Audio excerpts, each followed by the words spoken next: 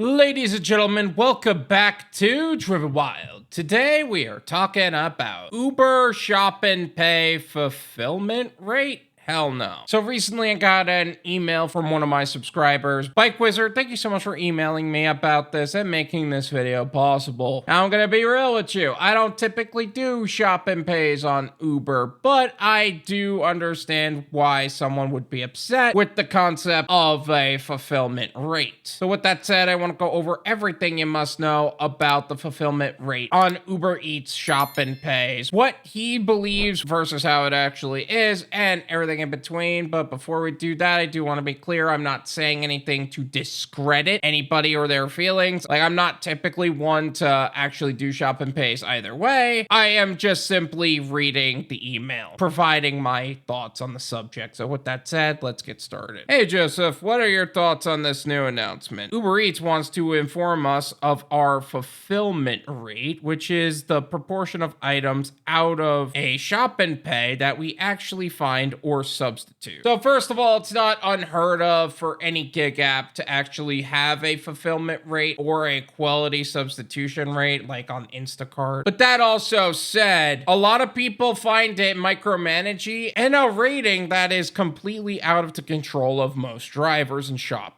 Like, why should somebody be rated on something that they cannot control? It's why I don't like customer ratings. It's why I don't like certain completion rate hits or cancellation rate hits, because if a restaurant chooses to be disrespectful and intentionally cause problems for drivers, they should be held accountable, which is why Doordash and Uber Eats are cracking down on that so much. But now there is the shop and pay side where they don't really have as much control over the retail stores in the same way they have a little bit more control over restaurants. They say delivery people have requested that. I don't think we ever did. That is such a political statement, though. Delivery drivers have requested to be micromanaged even more than we already are micromanaging them. So we created the fulfillment rate because we're Uber and that's what we are saying, even though it's absolutely not true. But it will be shown to our score screen. I don't like the term score screen. It's a ratings page. I don't like the idea that that's the scores that we're making. You want to know what scores we're making? The amount of money we're earning. That's the scores we're making. I couldn't give a rip what other ratings measure me as. It looks like some metric that they will start using to assess us over in the future, because of course it will. Of course it will. Well, how else are they gonna find people that they want to wrongfully deactivate for a mass deactivation? Like, come on. A few questions. Why would I be held responsible for the items that a seller does not have in stock? I go to CVS and then what? If they don't have it on the shelves or in the back of the store, I call up the supply chain rep for CVS at Procter & Gamble and see if I can get an extra bottle of almonds and mandarin scented shampoo delivered in the next 10 minutes. Pulled a few to assume that they'd even take your call.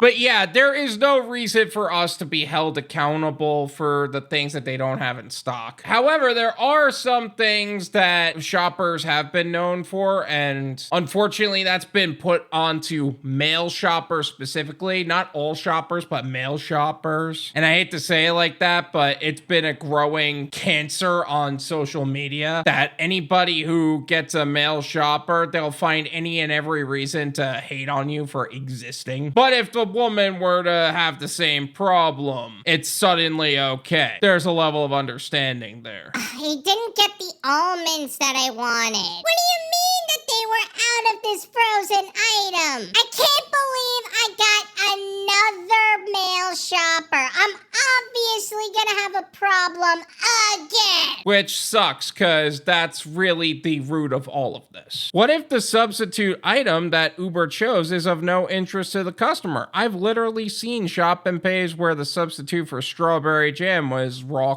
crawfish. That does not taste anywhere near as nice on a morning toast. So if Uber offers silly substitutes for products that are not in stock, I get dinged for it. I get no say in the matter, but I get punished anyway. And I know that Instacart does this, but I don't know if Uber does this. There needs to be approved substitutes or no substitutes at all. Like, a customer should have a profile with that specifically. Because it's not our fault that the substitutes that are suggested to us makes no sense. And then us as guys, we're the ones at fault. Not the ladies. No.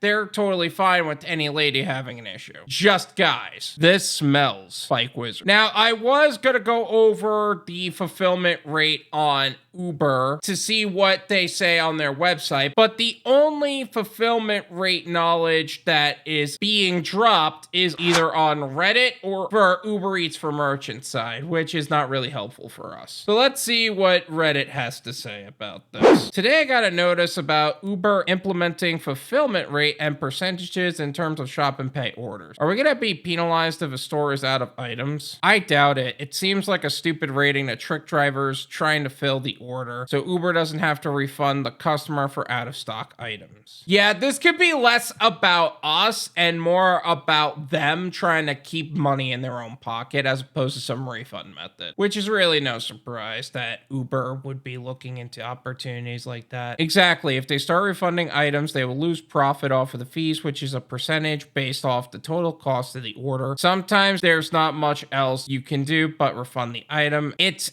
out of stock, especially if there's no comparable substitutions and or the customer won't respond. That's a little math lesson at the end of the message though, and the fact that Uber is showing very minimal profits or not showing profits at all, you know they're going to want to thicken that profit margin as much as possible. The new update is an effort by Uber to document the fulfillment rate and then to favor drivers who have high fulfillment rates for shop and pay orders. It adds extra time to the shopping part of the task. Okay, but how much extra time is it actually going to add? Like, let's say you're only choosing orders with low item counts, right? And your fulfillment rate overall ends up pretty high because by the time you hit 20 orders for items with a high fulfillment rate because they're easy to pick out the items. Is it really that hard to do? I would say not really. I mean, there are cases where you're gonna have to substitute stuff and contact the customer, but if the customer ghosts you, that's their own stupid choice at the end of the day. It's my opinion.